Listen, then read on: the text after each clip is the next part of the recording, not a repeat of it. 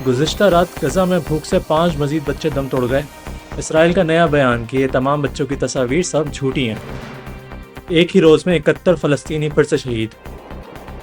غزہ والوں کی بگڑتی ہوئی صورتحال، بڑے پیمانے پہ غزہ کے لوگ خودکشی کرنے پہ مجبور۔ والدین اپنے بچوں کو ایئر اسٹرائک میں مرنے کا انتظار کر رہے ہیں۔ مغربی دنیا کی روایتی بے حسی اور بے گرتی جاری۔ اٹلی کی وزیر اعظم نے فلسطین کو ماننے سے انکار کر لیا۔ السلام علیکم، میں ہوں آپ کا میزبان وقار احمد اور میں آپ کو خوش آمد کہتا ہوں اپنے پوڈ کاسٹ آج کی مغربی دہشت گردی میں۔ اگر ہم پچھلے 24 گھنٹے کے اعداد و شمار کو لگائیں تو غزہ کے اندر کم سے کم 71 لوگوں کو اسرائیلی فوج کی جانب سے شہید کر دیا گیا ہے۔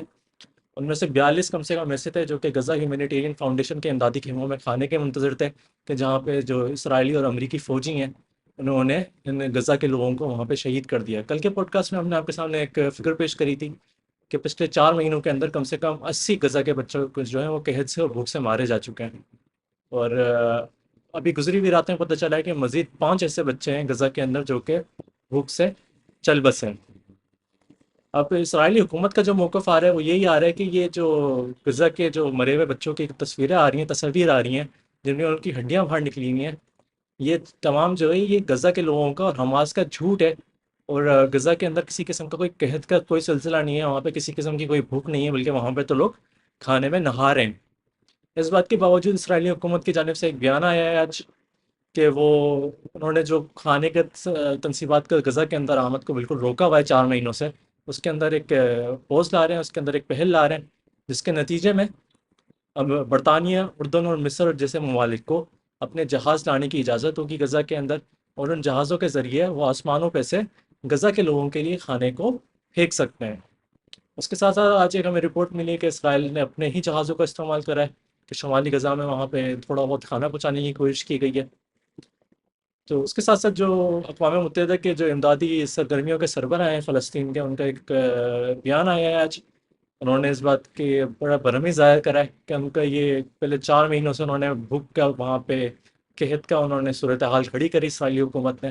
اب یہ بول رہی ہے کہ وہاں پہ کوئی قحط نہیں ہے، اور نسبتاً اس کے کہ وہاں پہ جو مصر کے اور اردن کے بارڈر پہ کم سے کم 6,000 ٹرکس کھڑے ہوئے ہیں، تیار کھڑے ہوئے ہیں کہ وہ غزہ کے لوگوں کو امدادی سامان پہنچائیں، ان کو روکا ہوا ہے۔ اور اس کے نتیجے میں، اس کے بدلے میں یہ صرف ڈرامے بازی کی جا رہی ہے کہ اب جہازوں سے اب سامان پھینک دو، ہم اس طرح سے کھانا پہنچاتے ہیں، اس طرح سے کھانا پہنچاتے ہیں۔ ایک اور کشتی تھی جو کہ ہندالہ نام کی، ایک فلسطینی کارٹون کے اوپر، وہاں کے کچھ دنیا بھر کے ایکٹیوسٹ ہیں، ان کا کوشش ہے کہ غزہ کے لوگوں کو کھانا پہنچایا جائے۔ جو مصر نے اور جو اسرائیل نے مل کے یہ ایک قحط کا ایک صورتحال کھڑی کری ہوئی ہے غزہ کے اوپر، اس کو روکیں، اس کو تھامیں۔ تو انہوں نے ایک اور کشتی نکالی تھی جس کو اسرائیلی فوجیوں نے اس کے اوپر گھیرا تنگ کر لیا ہے۔ بتایا یہی جا رہا ہے کہ ان کو بین الاقوامی پانی میں سے ان کے اوپر گھیرا تنگ کیا گیا ہے، ان کو حراست میں لیا گیا ہے۔ اب تک یہ نہیں پتہ چل پا رہا کہ ان میں وہ جو لوگ تھے، جو ایکٹیوسٹ تھے، جو کہ غزہ کے لوگوں کو کھانا پہنچانا چاہ رہے تھے بذریعہ سمندر، ان کا کیا حال بنا، وہ زندہ بھی ہیں یا ان کو مار دیا گیا ہے۔ آج ایک دل دلا دینے والا انکشاف اور آتا ہے مڈل ایسٹ آئی کی جانب سے، کہ جہاں پہ وہ غزہ کے لوگوں کا انٹرویو کرتے ہیں اور وہاں پہ بتاتے ہیں ان لوگوں کے کیا فیلنگس ہیں، ان لوگوں کے کیا احساسات ہیں۔ تو ایک بڑے کامن سی تھیم آ رہی ہے ان میں سے کہ جو وہاں کے لوگ ہیں، جو وہاں کے والدین ہیں، جن کے چھوٹے بچے ہیں، وہ اس بات کو زیادہ پسند کر رہے ہیں کہ کوئی ایک اسرائیلی جہاز آ کے ان کے اوپر بم گرا دے، ان کو مار دے، کیونکہ اب ان سے برداشت نہیں ہو رہا کہ اپنے بچوں کو بھوکا دیکھیں۔ ہر صبح اٹھتے ہیں، ان کے بچے بھیک مانگتے ہیں ان سے کھانے کی، اور ان والدین کے پاس کچھ بھی نہیں ہے۔ اور واپس کچھ سرخیاں ایسی بھی آتی ہیں مغربی ابھی سوشل میڈیا پہ، جہاں پہ غزہ کے لوگ خود اب اس بات کی باتیں کر رہے ہیں کہ ان کے دوست، ان کے جو فیملی کے افراد ہیں، وہ اب خود یہ غزہ ہیومینیٹیرین فاؤنڈیشن کے خیموں پہ جاتے ہیں، اور وہاں پہ جا کے اس طرح سے کھڑے ہوتے ہیں، اس طرح سے بدتمیزی کرنے کی کوشش کرتے ہیں، وہاں کے ان کے اصولوں کو توڑنے کی کوشش کرتے ہیں، کہ اس کوشش میں کہ جو اسرائیلی فوج وہاں پہ موجود ہے، جو امریکی جو وہاں پہ انہوں نے گارڈز بٹھائے ہوئے ہیں، وہ اپنی بندوقیں چلا کے ان کو وہاں پہ مار دیں، ان کو ایک اس قید سے، صورتحال سے آزادی مل جائے۔ امت مسلمہ کے سربراہوں میں ایک غیرت کا فقدان ہے، مگر اس بات کا یہ اس بات کی عکاسی نہیں کرتا کہ جو امت کے نوجوان ہیں ان کے اندر بھی اسی طرح سے بے حسی بگڑتی ہے کہ جس مصر کے دارالحکومت قاہرہ کے اندر ایک بڑا ایک واقعہ پیش آتا ہے کہ جہاں پہ مصر کے اپنے نوجوان ایک گروہ کی شکل میں کہ دارالحکومت قاہرہ کے جو علاقے الون میں ایک تھانے کے اوپر ایک حملہ بولتے ہیں. وہاں پہ جو موجود پولیس افسران ہوتے ہیں ان کو اپنے حراست میں لے لیتے ہیں. ایک ہوسٹیج سچویشن بنانے کی کوشش کرتے ہیں اور ان کا ایک ڈیمانڈ یہی ہوتی ہے کہ مصر نے جو غزہ کے ساتھ اسرائیل سے بھی زیادہ ویشیانہ حالت کر کے رکھی ہوئی ہے، جس طرح سے انہوں نے رافع کے بارڈر کو بند کر کے رکھا ہوا ہے، اس کو کھولا جائے اور جو غزہ کے لوگ ہیں ان کے اندر کم سے کم کھانا پہنچایا جائے. اگر آپ کچھ اور نہیں کر سکتے تو ایک سیاسی پریشانی ہے، سیاسی المیہ ہے جو کہ مصر کے اندر کھڑا ہوتا ہوا نظر آ رہا ہے. اور اس بات کی توقع کی جا سکتی ہے کہ جو مشرق وسطیٰ کے دیگر ممالک ہیں جو کہ اسرائیل کے آس پاس ہیں، چاہے اس میں لبنان ہو، چاہے اس میں اردن ہو یا مصر ہو، ان سب کے اندر سوشل انریسٹ اب بڑھنے والا ہے.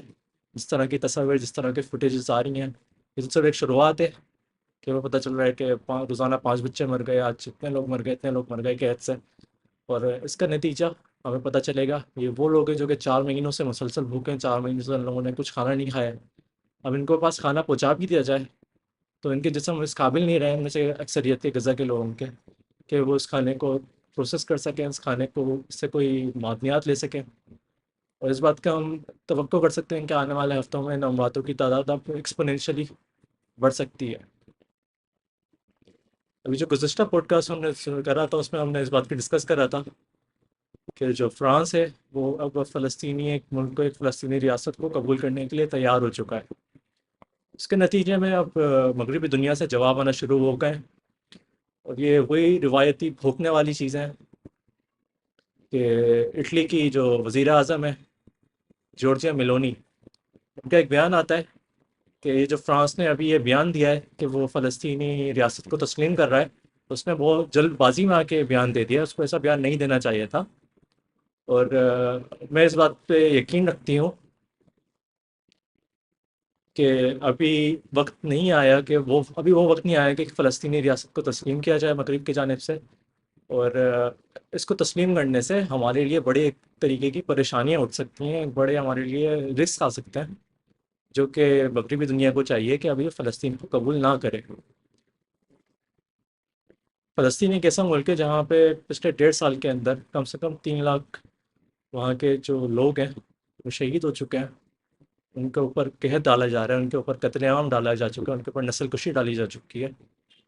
اور یہ جو مغربی اخلاقیات ہیں وہ ابھی اسی بات کا رونا روٹ رہے ہیں کہ جو فلسطینی ریاست ہے ابھی تیار نہیں ہے. ابھی فلسطینی ریاست نام کی کوئی چیز نہیں ہے جس کو ہم قبول کریں، اور نہ ہم اس بات کو کبھی قبول کریں گے. یہاں پہ میں اپنے پوڈ کاسٹ کا اختتام کرتا ہوں. امید ہے آپ کو میرا کام پسند آیا ہو. اگر آپ کو پسند آیا تو ویڈیو کو لائک کریں، چینل کو سبسکرائب کریں. بہت بہت شکریہ. السلام علیکم.